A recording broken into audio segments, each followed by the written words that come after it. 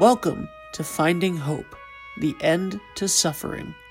Hosted by psychologist, author, and co-founder of the Colorado Institute for Conflict Resolution and Creative Leadership, Dr. Barry Weinhold, with national radio host, award-winning producer, and inspirational speaker, Patricia Raskin.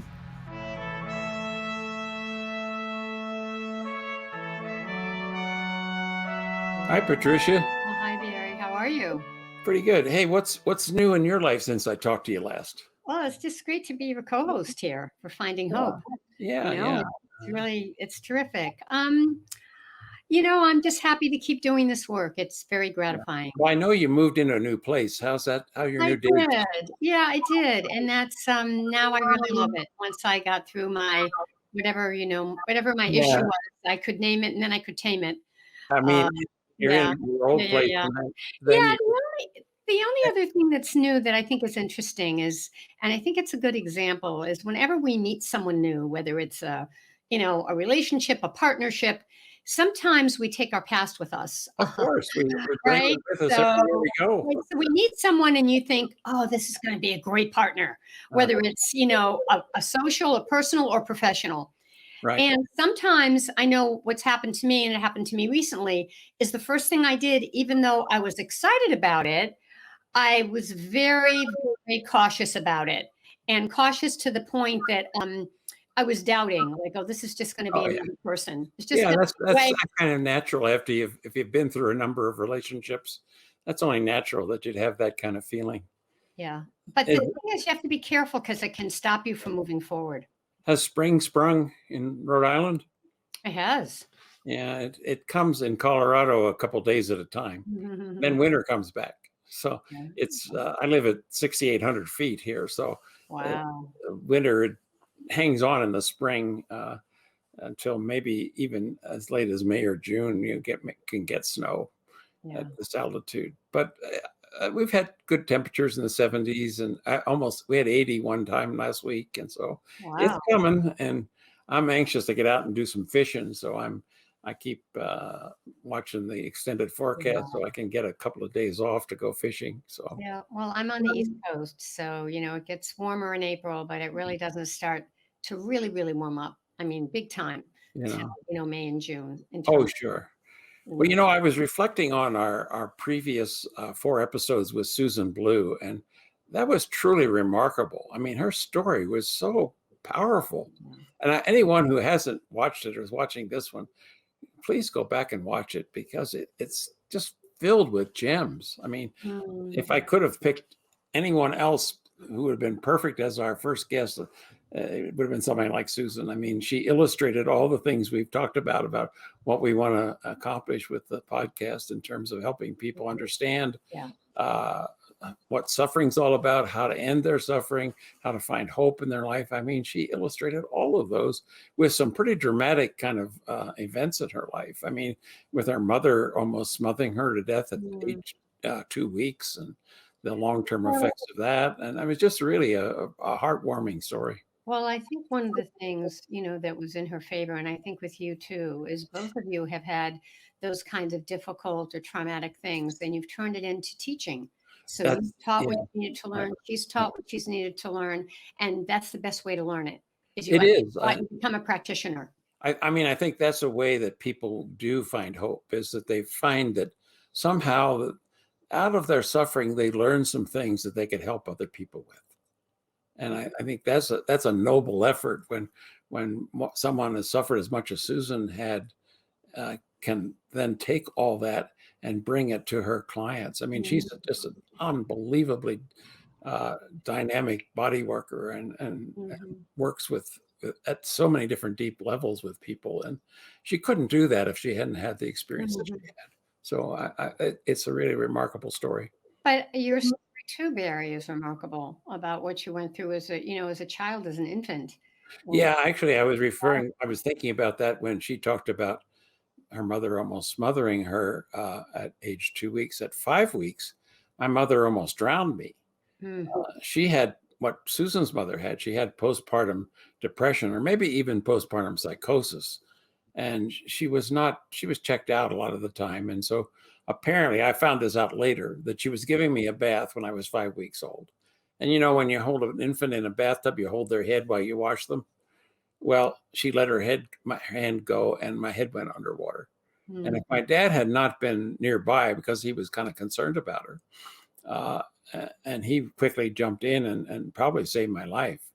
But the long-term effect of that was enormous. And I didn't know about this until much later in life. But as a teenager, I was afraid to go in the water and down at the neighborhood swimming pool. I mean, when I went down there, I would never go in the deep end. I would always make sure that my head never went underwater. And I couldn't understand why I did that. And it was kind of embarrassing as a teenager, And in fact, one time I was at a swim party, not at the pool, but at a private party with a private pool, and everyone was in swimming in the deep end, and I was sitting on the sidelines, and somebody said, "Well, gee, aren't you going to get in swimming?" And they finally kind of embarrassed me enough that I jumped in the deep end and I almost drowned. I couldn't swim. And it wasn't until actually in the college I went to, you had to be able to swim to graduate. You had to prove that you were able to swim. Interesting. That's unusual. You It should is. see that as a requirement. Yeah. And so I waited till the last semester, and I took this physical education course where it was a swimming course. And it was really scary for me, but I did it. I learned to swim. Do you swim now? I do, but I'm still not very comfortable in the water. It had a long-term effect on me. And if I go out into the surf or something, I make sure that my head's above water. But think about it, Barry. If you hadn't gone to that particular college, you may still not have learned how to swim. I wouldn't have. I absolutely would not have. I would have stayed away from the water every chance I got. And so there you go. So it did give me a chance to kind of even that out a bit. I mean, I have been able to go underwater now without a lot of anxiety. But it's still there. It's still it's not one of my favorite things to do, is to go swimming in water where I can't touch bottom. So anyway, the whole idea of this show is just really, obviously it's something I have lived with all my life, and only in the last maybe 10, 15, maybe 20 years now that I really began to put all the pieces together and understand all the things that I'm dealing with as an adult, later in life, that how that effect came from things that happened in my childhood. And that's what really led me to think about this show. And the main things that I want to see that our audience gets is that everything we ever experienced in our life, something in us remembers. Our body remembers, our nervous system remembers, or somehow we have some thoughts or feelings about that. And then in our daily routine, at times we get triggered by something. And we have this reaction, and we wonder, what in the world is that about? And basically, being triggered means it triggers a memory. Right. It's already there. Right. That somehow the circumstances or the conditions that happen in the current situation are similar. And I talked about that last week. I mean, I gave a perfect example of that. Having moved and feeling kind of, misplaced and thrown out because I didn't have a lot of notice and didn't have a lot of planning. And it triggered an old relationship where I felt thrown out. So it went back 15, 20 years immediately. Wow. And I didn't even realize it until finally, as you said, I was able to name it, and then I was able to tame it. Yeah. Well, the main thing to understand about that is that this is our natural learning style as human beings. The research by Jean Piaget, the French psychologist, proved all that. He showed how children and youth learn, and that's how human beings learn. And basically, if we're confronted by something that's unusual or novel in our experience, we're drawn to that. And it's out of curiosity. We want to find out more about that. Right. For example, if an infant touches a hot light bulb, you know what the first thing they do after that? Cry? No, they touch it again. Because they want to make sure that they know they have the connection. They've learned that this is hot and it hurts my finger if I do that. But they have to sometimes do that several times. Yeah. And that's the way we all learn. So if something happens to you and you get triggered, it's just an example of something that happened earlier on that you didn't get fully integrated and didn't learn all you could learn about that. So it's an opportunity to go back and pick up the pieces that maybe you did. Yeah. That happened, things that happened to you in your past that didn't seem to have any relationship to what's happening now. But as you think about it, you think, oh, yeah, well, I had this happen. I had this. Oh, I had my mother. I almost drowned at 5 weeks, or whatever it might be. And it doesn't mean there's something wrong with you. I think one of the biggest problems people have with this is that they feel ashamed when they have these reactions. Well, I think that's one of the reasons you're doing the show. Yeah, and So that you can hear other people's stories that go through maybe the facts are different, but the feelings are the same. And that's what you want to do, is inspire people to understand that, a lot of us have these kinds of stories, and you can get through it, and there is hope. yeah, and really there is another thing which you just mentioned earlier, is that once you do connect the dots and you see, aha, this connects to something happened to me earlier in my life where I didn't learn. It was too confusing to me at that time. But now I have more ability to think about it and more resources to understand it. And so now I can connect the dots. And when I do that, I often you use the term, when you can name it, you can tame it. But it's also when you name it, you can change it. Yes. And that's the biggest part, is that, Yes. and I mean, people say, gee, it probably going to take me years of therapy to get all this cleaned up. And I say, you don't need therapy.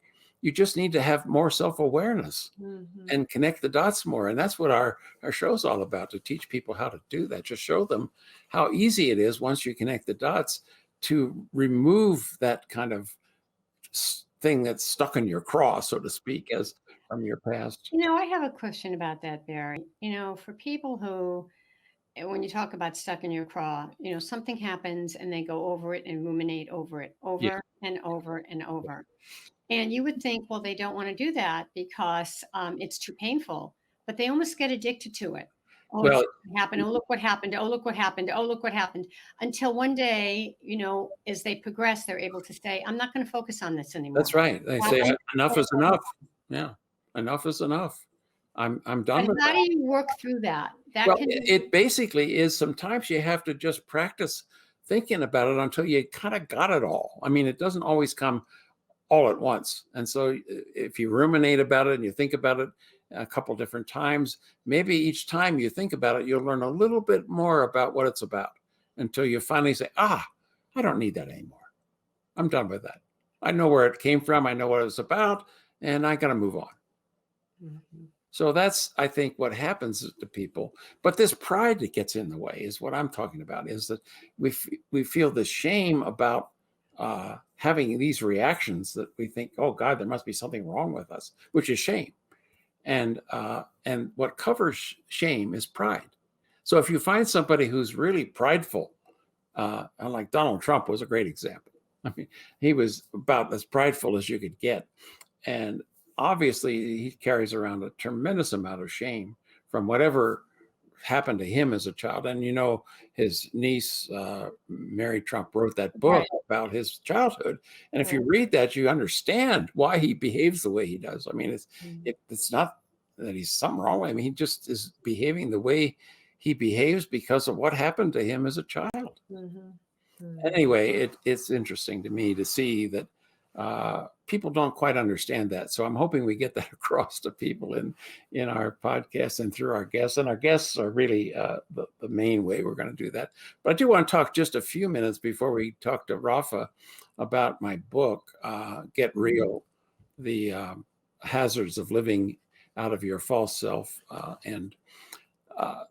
Basically, there are two needs that people have when they're born. They have a need for attachment and a need for authenticity. And unfortunately, the statistics, the research is that about half of the infants born in this country go through the infancy period and have a secure attachment. The other half have insecure attachment. And so it's really an an area where in the book I talk a lot about the kinds of insecure attachments. One of the main ones that has been recently discovered is the disorganized attachment, which is a kind of insecure attachment, where people basically are, I won't say addicted, but their propensity is always to please other people and take care of the needs of other people before their own.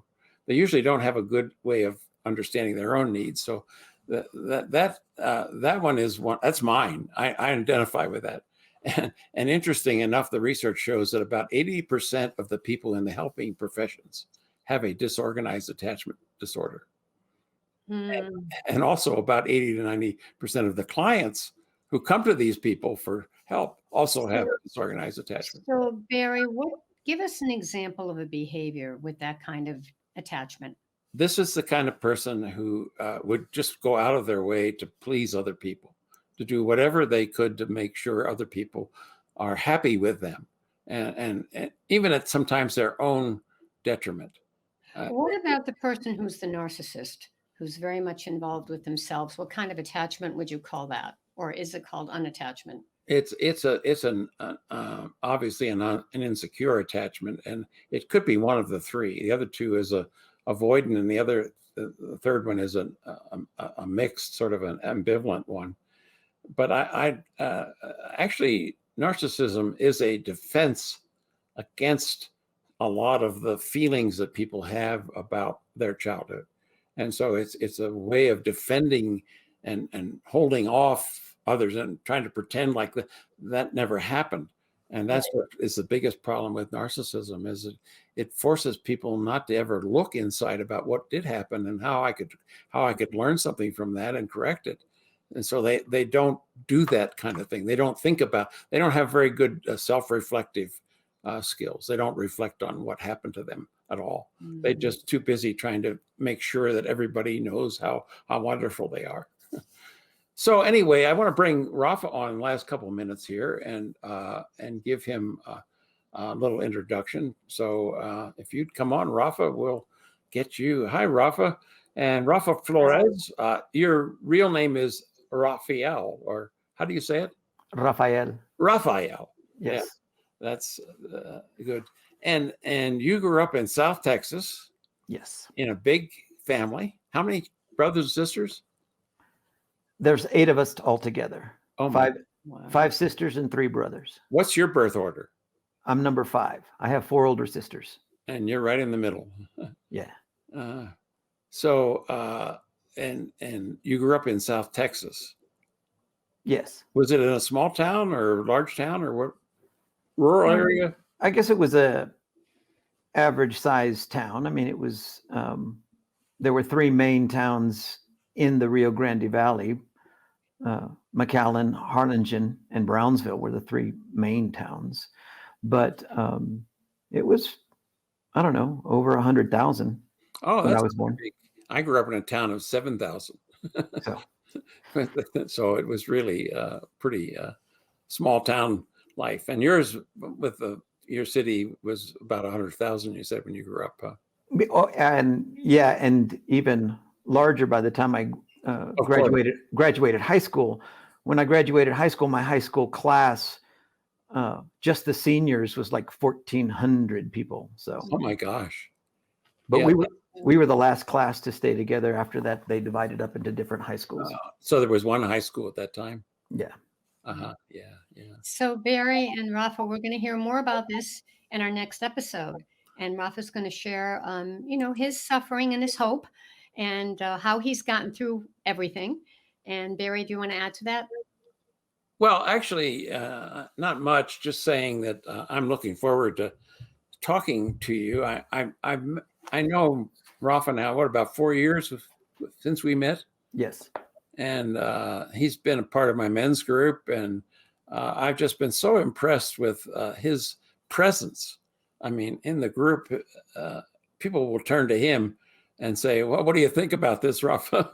I mean, he's kind of the go-to guy in the group for the other men, and he's really been able to really help the group kind of understand some of the things that they're sometimes have trouble with. So I've really come to appreciate Rafa as a person, and even helped me out with a project I had here last fall. And I saw him in action as a laborer, and he has tremendous skills. And I really appreciated all that help you gave me, Rafa. And so what we're going to do is spend, there'll be 3 episodes where Barry and I will also be interviewing Rafa and really, discussing things that have affected him in his life and how he's moved on. And we really look forward to it. Yeah, and we'll try to find places where we can break so that each of the 3 about 20-minute segments, they may be a little more, a little less than 20, but they'll average out about 20 minutes each segment. And so each week, each Wednesday, a new segment will come up on our YouTube channel. And if you can't find us, just Google Finding Hope, the End to Suffering, and our channel will come up. And right. And Barry, what I think it's really the way that you're doing this, which I think is great, is you're spending 4 segments with one person. We do an introduction in the first segment, which we are now. We introduce our guest, and then the 3 other segments are interviews with the guest, so that we can really go deep and not just ask a few questions, but really kind of tell this as a story. That's the purpose of it. Yeah, to really get a full, in-depth story of Rafa and how he's had to suffer from things and how he's handled that in his life, and what kinds of things have helped him move out of any kind of suffering that lingered in his life. So that'll be the real essence of the interview. And I know from having talked to him, he's got some very interesting stuff to tell. Right. All right. So until next week, we'll be back with Rafa and our first episode. Right. Thanks, Barry. Right. Thanks, Patricia. Okay. See you next week. All right. This episode was brought to you by the Colorado Institute for Conflict Resolution and Creative Leadership. Find out more about these resources at weinholds.org. Dr. Weinhold is the author or co-author of 75 books on psychology, including his latest book, Get Real: The Hazards of Living Out of Your False Self, available on Amazon, Barnes & Noble, and more. Patricia Raskin is the host of the nationally recognized program, The Patricia Raskin Positive Living Show, and is currently heard on voiceamerica.com, Apple Podcasts, Spotify, and more. New episodes of Finding Hope, the End to Suffering can be found every Wednesday. If you like the show, please leave a review and give us a rating.